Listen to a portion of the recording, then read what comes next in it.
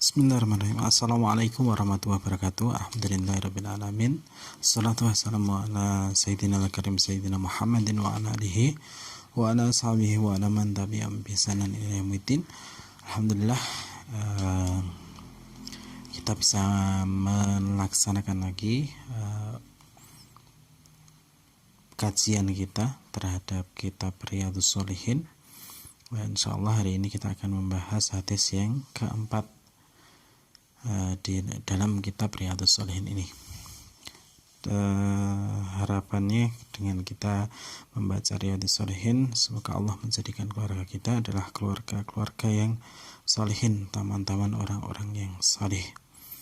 Sebagaimana niatan kita pertama ini mengkaji kitab ini adalah agar menjadi ilmu bagi kita, kemudian kita bisa mengamalkan dan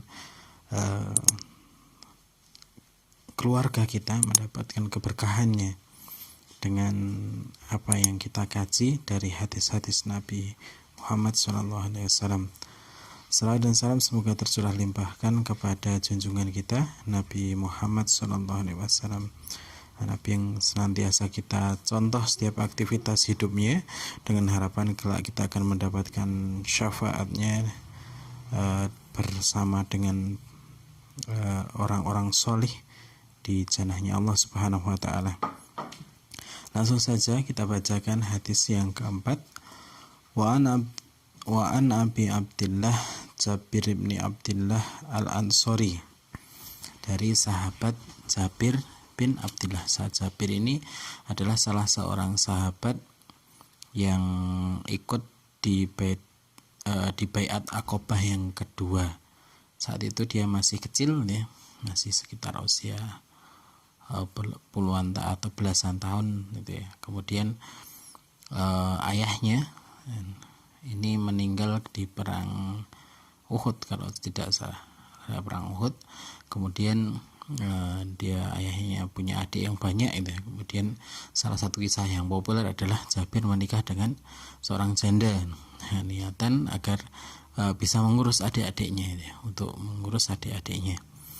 Kemudian sahabat Jabir ini juga memiliki riwayat yang banyak hadis. Dia meriwayatkan hadis yang banyak dari Rasulullah, ada sekitar 1540 hadis yang beliau riwayatkan. Jabir bin Abdullah Al-Ansari dari kalangan Ansar, radhiyallahu anhuma. Kenapa radhiyallahu anhuma? Karena jadi kalau ada sahabat dan bapaknya sudah masuk Islam, maka biasanya doanya adalah radhiyallahu anhuma. Tapi kalau bapaknya belum masuk Islam hanya radhiyallahu anhu, kalau sahabiah radhiyallahu anha. Nah, ini karena Jabir ini bapaknya yaitu Abdullah itu juga sudah masuk Islam ya. Maka doanya adalah radhiyallahu anhuma. Qala, Jabir berkata, kunna ma'an Nabi sallallahu alaihi wasallam, kami bersama dengan Nabi sallallahu alaihi wasallam fi ghazah, dalam sebuah peperangan. Faqala, kemudian Rasulullah bersabda, inna bil Madinah la rijalan masirtum masiran wala qata'tum wadiyan illa kanu ma'akum habasahum marad. Inna bil Madinah, sungguhnya di Madinah, la rijalan, ada laki-laki yang masirtum, kalian berjalan masiron, dalam suatu perjalanan, wala qata'tum, dan kalian menempuh wadian, satu lembah, illa kanu ma'akum, kecuali mereka orang-orang yang di Madinah itu ma'akum, bersama dengan kalian orang-orang yang melakukan perjalanan untuk jihad. Kenapa? Habasahum, menahan mereka, al-mardu, atau sakit. Jadi ada orang-orang Jabir bin Abdullah bersama dengan Nabi. Kemudian Nabi bersabda, di Madinah itu ada laki-laki, ada beberapa orang laki-laki yang mendapatkan pahala sebagaimana kalau di riwayat ini selanjutnya, wa fi riwayatin ila syarikukum fil ajri, kecuali syarikat bersarikat atau bersekutu dengan kalian fil ajri, dalam pahala, mendapatkan pahala yang sama orang yang berangkat jihad. Jadi di Madinah ada orang yang tidak berangkat jihad tapi kemudian mendapatkan pahala jalan berjalannya si orang yang berangkat berjihad, kemudian mendaki atau menuruni lembah, dia mendapatkan pahala yang sama dengan orang yang berangkat. Kenapa? Karena habasuhumul marad, dia terhalang oleh rasa sakit. Jadi orang ini sudah memiliki niat untuk ikut berangkat berjihad, tapi kemudian karena sakit, kalau dia tidak sakit dia sudah punya keinginan dan pasti berangkat, tapi karena dia sakit, habasahum mardun, maka kemudian dia tidak bisa ikut berjalan bersama dengan para sahabat dalam peperangan tadi. Namun kata Rasulullah, illa syarikukum fil ajri, dan mereka syarikukum fil azri, bersarikat atau bersekutu dengan orang yang berangkat berjihad juga dalam pahalanya. Hadis ini rawahul Muslim, diriwayatkan oleh Imam Muslim. Dan dalam riwayat lain yang diriwayatkan oleh Imam Bukhari, warawahul Bukhari, rawinya dari Anas bin Malik, ya, seorang yang dihadiahkan kepada Nabi. Jadi ketika Nabi Rasulullah SAW berhijrah ke Madinah, para perempuan-perempuan Ansor kemudian memberikan hadiah kepada Rasulullah Muhammad SAW. Namun kemudian ibundanya Ummu Sulaim, ibundanya Anas bin Malik ini tidak memiliki apa-apa kemudian untuk diberikan hadiah kepada sang Rasul. Namun kemudian saya memiliki anak yang berusia 10 tahun, Anas bin Malik saat itu berusia 10 tahun, diberikan kepada Rasulullah untuk menjadi pelayannya. Ini satu hal yang cerdas sebenarnya yang dilakukan oleh Ummu Sulaim untuk agar anaknya ini dididik gitu ya. Jadi umur 10 tahun sampai ketika Rasulullah meninggal, Anas bin Malik ini berusia 20 tahun gitu ya. Berusia 20 tahun. Kemudian dia mendapatkan hadis yang banyak, ini belajar kepada Rasulullah banyak hal, dan mengaku selama dia menjadi budak itu diperenguti saja tidak pernah ini sama Rasulullah.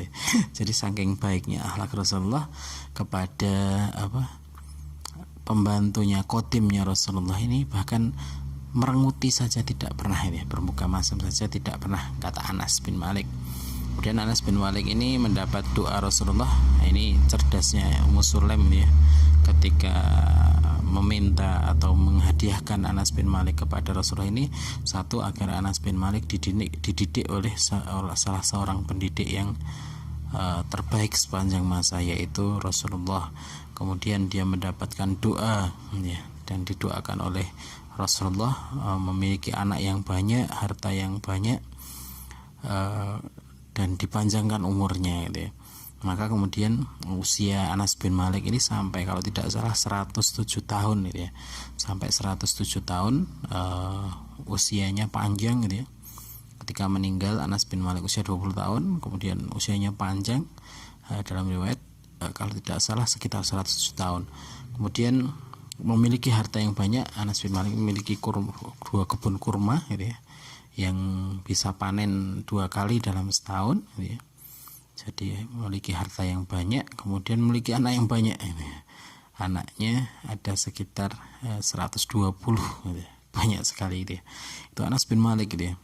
Jadi beliau juga seorang yang bersama dengan Nabi, jadi tahu seluk-beluknya Nabi, karena bersama dengan Nabi selama 10 tahun. Dia sangat setia melayani Nabi selama 10 tahun, sehingga banyak ilmu yang didapatkan dari Nabi Muhammad SAW.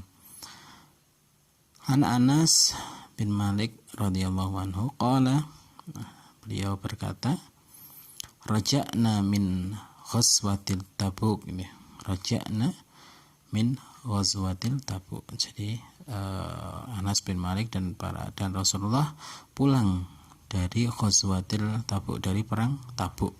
Perang Tabuk ini terjadi sekitar tahun 9 Hijriyah ini. Jadi perjalanan dari Madinah ke Tabuk itu sekitar 15 hari.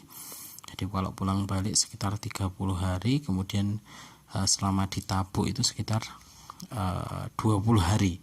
Jadi kalau dijumlah dari berangkat sampai ke Madinah lagi itu sekitar 50 hari di Tabuk itu ya. Di Tabuk, di perang Tabuk maksudnya, bukan dalam min ghazwatit Tabuk, dalam terperang Tabuk, ma'an Nabi sallallahu alaihi wasallam, bersama dengan Nabi sallallahu alaihi wasallam.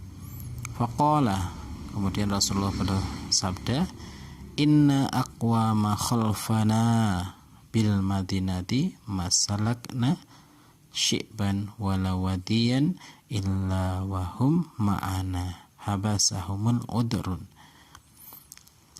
Inna aqwama khalfana bil madinati, orang-orang yang ditinggal atau yang tertinggal di Madinah, masalakna, ketika kami menempuh syi'ban itu jalanan di antara dua gunung gitu ya. Jadi ada gunung, dua bukit, kemudian ada jalanan, itu namanya syi'ban. Salakna syi'ban, menempuh syi'ban tadi atau lembah ya, lembah. Wala wadiyan, dan lembah itu. Kalau syi'ban itu lorong ya, bukan lembah tapi lorong-lorong antara dua gunung gitu. Dan wala wadiyan, dan lembah, illa wahum ma'ana, kecuali mereka bersama dengan kami. Habasahumul udr, menahan mereka al-udr gitu. Pelajaran yang bisa kita ambil dari hadis ini adalah benarnya niat seorang gitu ya. Ketika seorang mukmin berniat gitu ya, dalam satu perkataan, niatnya seorang mukmin itu lebih baik daripada amalnya gitu. Ketika seorang beramal dengan azam yang benar gitu ya, berniat dengan sungguh-sungguh gitu ya. Seperti tadi, orang yang berniat untuk berjihad dengan sungguh-sungguh tapi sakit gitu ya. Tapi sakit, maka kemudian dia mendapatkan pahala walaupun kemudian dia tidak menempuh perjalanan yang susah itu, atau mungkin tidak mengikuti perang Tabuk selama 50 hari, tapi mendapatkan pahala yang sama karena niatnya seorang mukmin.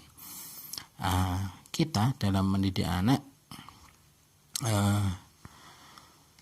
mari kita niatkan untuk secara detail kepada anak-anak kita. Jadi kalau bisa kita saya niatkan anak saya ini menjadi penghafal Quran, hafal hadis, hafal sekian gitu ya.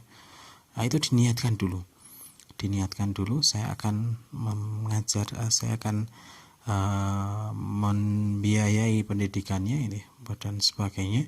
Itu diniatkan dulu dengan sungguh-sungguh, dengan benar-benar ya. Sekali lagi, diniatkan dulu dengan sungguh-sungguh dan benar-benar meniatkan anak kita ini. Kita akan dalam diri kita saat ini mungkin ya, kita niatkan untuk kemudian mendidik anak-anak kita menjadi anak-anak yang soleh gitu, menjadi penghafal Quran, penghafal hadis, ahli ilmu agama gitu ya. Maka ini diniatkan dulu. Insya Allah ketika ini diniatkan, kan kalau bisa detail kalau motivator itu mengatakan dream atau impian itu kalau bisa sedetail mungkin, maka kita detailkan gitu ya, niat kita mau seperti apa, mendidik anak kita seperti apa, menjadi seperti apa, maka detailkan itu gitu ya. Kita detailkan, kemudian kita usahakan dengan sungguh-sungguh ya. Maka seperti tadi, ketika habasa, ketika kita terhalang gitu ya, terhalang untuk membersamai anak-anak kita gitu ya, entah sakit, entah meninggal lebih dulu gitu ya, kita kan tidak tahu, umur setiap manusia tidak tahu, maka kemudian pahala dari niatan ini sudah sempurna gitu ya, sempurna. Bahkan ketika kita tidak sempat atau mungkin tidak bisa membersamai selama perjalanan pendidikan anak kita, maka niat yang benar ya, niat yang benar. Sekali lagi kalau kita lihat hadis tadi, sebenarnya orang-orang itu mau berangkat itu, mau berangkat berjihad, tapi karena terhalang oleh sakit, terhalang oleh udzur, maka kemudian dia tidak bisa mengikuti perang tersebut. Begitu juga dalam mendidik anak, ketika bismillah saat ini kita niatkan ya, kita niatkan anak ini akan aku didik menjadi anak yang soleh ya. Syukur lebih detail lagi, menghafal Quran, bla bla bla, sekolah di sini banyak itu ya. Maka kemudian ketika itu detail, maka insya Allah diniatkan lillahi ta'ala, bismillahirrahmanirrahim, saya ingin meniatkan anak saya ini akan saya didik menjadi anak yang seperti ini. Maka dengan niatan itu pula insya Allah akan tercatat menjadi suatu amal kebaikan yang sempurna. Dan ini adalah satu kebaikan yang luar biasa yang Allah berikan kepada manusia, kepada umatnya, karena kecintaannya kepada manusia, yaitu niatan seorang mukmin itu ketika dia niat melakukan kebaikan, maka niatnya saja sudah menjadi pahala tersendiri ya. Bahkan ketika dia terhalang untuk melakukan amal dia, maka pahalanya sudah sempurna karena niatnya. Ini satu hal, tapi ketika seorang berniat untuk bermaksiat ya, ini cintanya Allah pada kita ya. Kemudian kita tidak jadi melakukan maksiat itu, kalau maksiat mendapatkan dosa, kalau kita tidak jadi melaksanakan maksiat itu malah mendapatkan pahala gitu ya. Itulah kebaikan Allah Subhanahu wa taala. Jadi sekali lagi hikmah dari hadis ini adalah kemudian kita tancapkan niat kita dengan kuat, kita tancapkan niat kita dengan azam yang kuat untuk kemudian melakukan suatu amalan kebaikan. Kalau kita dalam mendidik anak kita pancangkan, anakku ini harus seperti maksudnya menjadi anak yang soleh gitu ya. Menjadi anak yang soleh kita sudah niatkan gitu ya. Solehnya seperti apa itu, kalau perlu detail ya. Kalau perlu detail, walaupun kemudian tidak mematahkan potensi anak ya, tapi pengembangan potensi anak, kemudian tapi kita niatkan dengan detail ya. Maka insya Allah pahalanya akan sempurna. Seandainya kita tidak mampu karena udzur ya, tidak mampu mendidik atau membiayai dari niatan kita, atau kemudian kita terhalang karena maut misalnya, maka hal itu sudah menjadi pahala yang sempurna karena benarnya niat, karena kuatnya niat dalam hati seorang mukmin. Demikian mungkin hikmah yang bisa kita ambil dari hadis yang keempat dari kitab Riyadhus Shalihin. Semoga bermanfaat. Wallahu a'lam bishawab. Subhanakallahumma bihamdika asyhadu an la ilaha illa anta astaghfiruka wa atubu ilaik. Assalamualaikum warahmatullahi wabarakatuh.